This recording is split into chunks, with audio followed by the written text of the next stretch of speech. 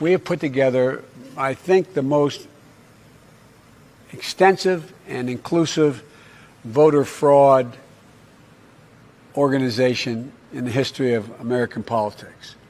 If all this wasn't enough, in Antrim County, ballots were counted for Democrats that were meant for Republicans, causing a 6,000 vote swing against our candidates. The county clerk came forward and said tabulating software glitched and caused a miscalculation of the votes. Since then, we have now discovered that 47 counties use this same software in the same capacity. Antrim County had to hand count all of the ballots, and these counties that use this software need to closely examine their results for similar discrepancies. The people of Michigan deserve a transparent and open process.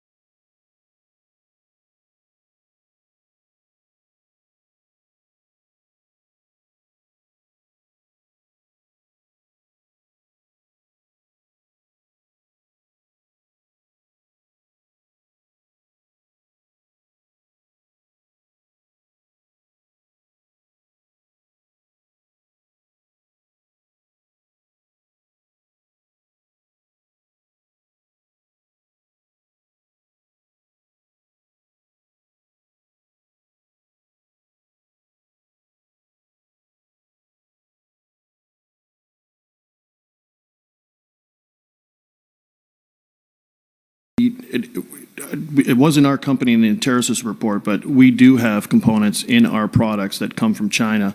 I don't know the exact percentage. I can certainly get that to the committee through my staff. Happy to work with you on getting the exact number. Our products, our tabulated products, have always been manufactured in the United States. And so if you look before at, you go forward, what are the components that you that are get from China? So, for example, LCD components, the actual glass screen on the interface, down to the chip component level of capacitors and resistors. Several of those components, to our knowledge, are not even, there's no option for manufacturing of those in the United States. We would welcome guidelines and best practices from the committee and from the federal government in terms of this is not a problem that's unique to the election industry.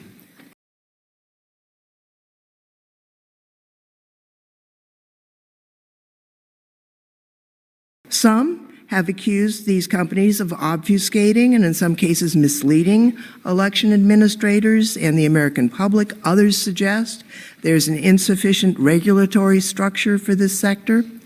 In the committee's May 2019 hearing on election security, Lawrence Norden of the Brennan Center for Justice wrote in his testimony that, and I quote, "There are more federal regulations for ballpoint pens and magic markers than there are for voting systems and other parts of our election infrastructure.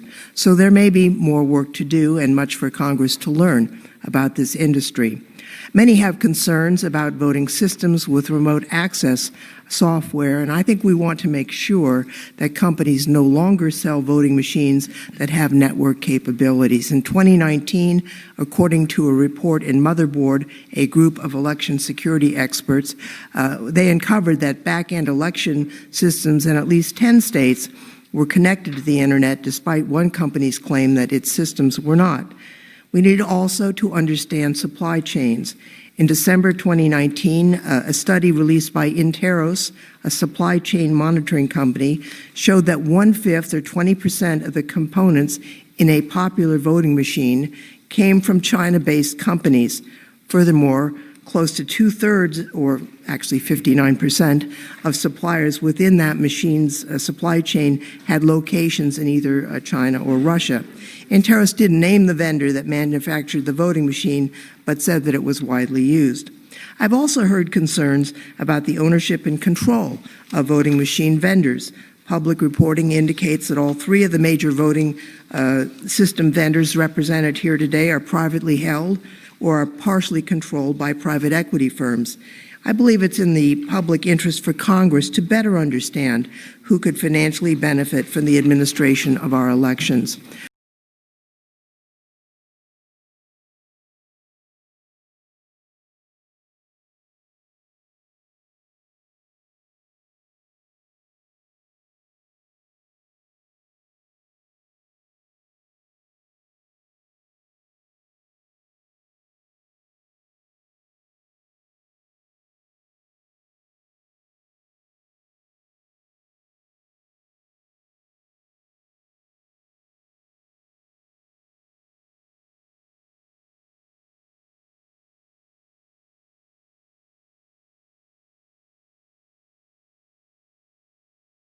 I think there are any number of things they need to investigate, including the likelihood that 3% of the vote total was changed in the pre-election voting ballots that were collected digitally by using the Hammer program and a software program called Scorecard. That would have amounted to a massive change in the vote that would have gone across the country and explains a lot of what we're seeing. In addition, they ran an algorithm to calculate votes they might need to come up with for Mr. Biden in specific areas. I think that explains what happened in Michigan, where the computer glitch resulted in a change of votes of about 5,500 in favor of President Trump, just in one of 47 districts. All those districts need to be checked for that same, quote, software glitch, end quote, that would change the result in Michigan dramatically.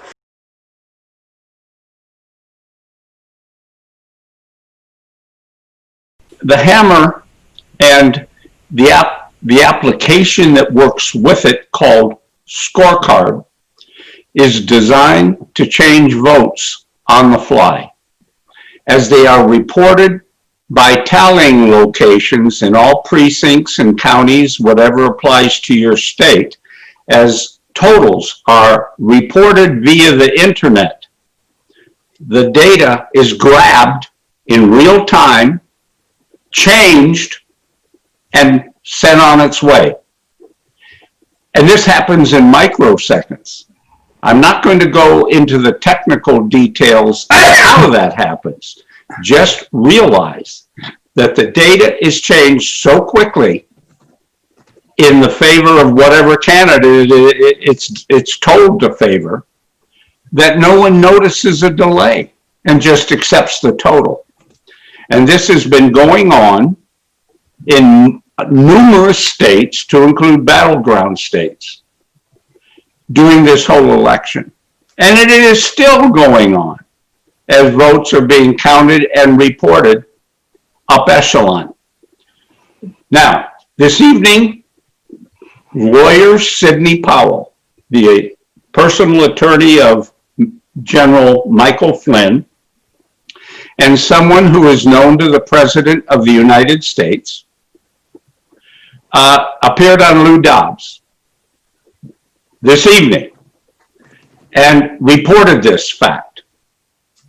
And she added the fact that data has been obtained from the whistleblower who built the capability, Mr. Dennis Montgomery, who is a national hero in this matter, having made this data available. There is forensic evidence showing what data was changed, where it came from, and where it was going to. And a record is kept. That means there is direct, solid evidence of voter fraud perpetrated by the people that are operating this hammer scorecard combination to change the votes of the citizens of this country. And in my way of thinking, if that is true, Mr. Trump will have no problem in court overthrowing the kind of results we are seeing reported.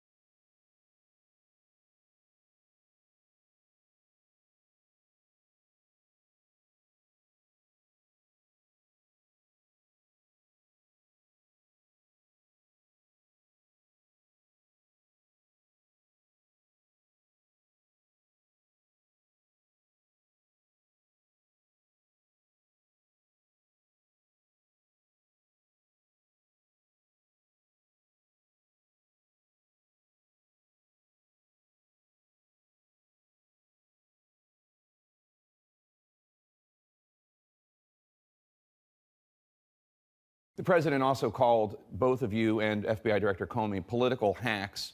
All three of you worked in senior levels in the Obama administration, although you also worked during the Bush administration. How do you respond to the charge? Well, first of all, he was referring to us as political hacks because he was trying to delegitimize the intelligence community assessment that was done. Jim Clapper, Jim Comey, and John Brennan did not write that assessment. It was written by the professional intelligence officers and law enforcement officers of this great country. Secondly, I feel very honored to be associated with Jim Clapper and Jim Comey in the same category. And considering the source of the criticism, I consider that criticism a badge of honor. And third, I found it particularly reprehensible that on Veterans Day, that Donald Trump would attack and impugn the integrity and the character of Jim Clapper, who served in uniform for 35 years, who responded to the call of his country to go to Vietnam, flew in over 70 combat support missions over Vietnam, and like Senator McCain, really did put his life at risk because of this country's national security. And to impugn the character of somebody like Jim Clapper on Veterans Day, who has dedicated so much of his life to this country, I just find that outrageous, and it's something that I think that Mr. Trump should be ashamed of, but it doesn't seem as though anything he does, he feels any shame.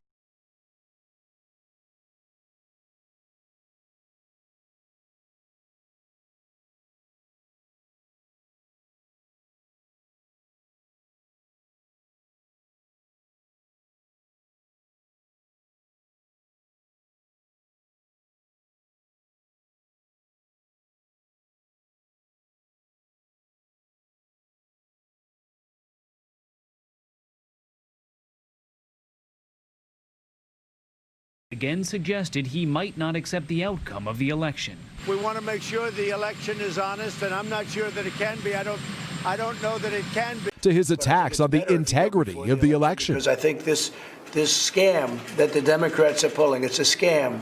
This scam will be before the United States Supreme Court. Let's bring Ed into this conversation here. Ed, you heard we recount what the president had to say, that the only way he believes that he could lose is if the election is invalid in his mind, that he would not commit to a peaceful transition of power, which is unheard of in most presidential elections. Yes. Kaylee, just to follow up on what my colleague said over there with regard to the president saying make sure to get out and vote because the only way we're going to lose this election is if the election is rigged. Is the president saying if he doesn't win this election that he will not accept the results unless he wins? The president has always said he'll see what happens and make a determination in the aftermath. It's the same thing he said last November. He wants a free election, a fair election, and he wants confidence in the results of the election, particularly when you have states like Nevada doing mass mail-out voting to their voting rolls. And when they tried this in the primary, it was a massive failure. Ballots were piled up in trash cans. Ballots were pinned to apartment dartboards. And with that being the system, the president wants to take a hard look at this and make sure that these are fair election results and not subject to fraud. You don't know until you see. It depends. I think mail-in voting is going to rig the election. I really do. Are you suggesting that you might not accept the results of the election? I have to see. During an interview yesterday, President Trump refused to say whether he would accept the results of November's election if he loses to former Vice President Joe Biden, which is completely terrifying and anti-democratic. This is going to be a fraud like you've never seen. I'm urging my supporters to go into the polls and watch very carefully. If I see tens of thousands of ballots being manipulated, I can't go along with that. A grim debate, ending with a president who says he may not accept the election results.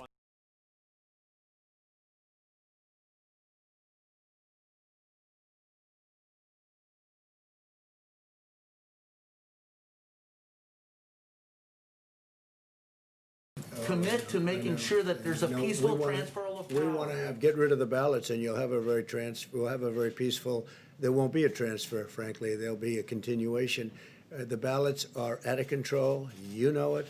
Following Mr. Trump's failure to commit to the constitutional standard for every American election since the country's founding, the Senate passed a resolution committing to a peaceful transfer of power.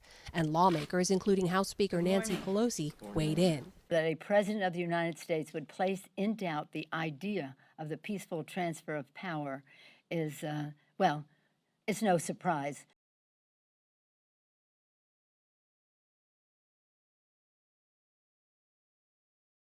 But this is coup 5.0, Lou. I mean, there was no reason to think that the Democratic operatives who spent hundreds of millions of dollars creating the Russia hoax, the Steele dossier, taking us through a special counsel operation for 2 years, trying an impeachment hoax, the apocalypse hoax, the obstruction hoax, wouldn't go so far as to create every means of voter fraud they could come up with to steal this election. That's exactly what happens. The president must fight back now in every way, shape, or form. We cannot let this republic be stolen by the Democratic operatives who want to destroy the republic and make it a socialist country where they continue to line their pockets with these backdoor global deals like the Biden laptop from hell exposes.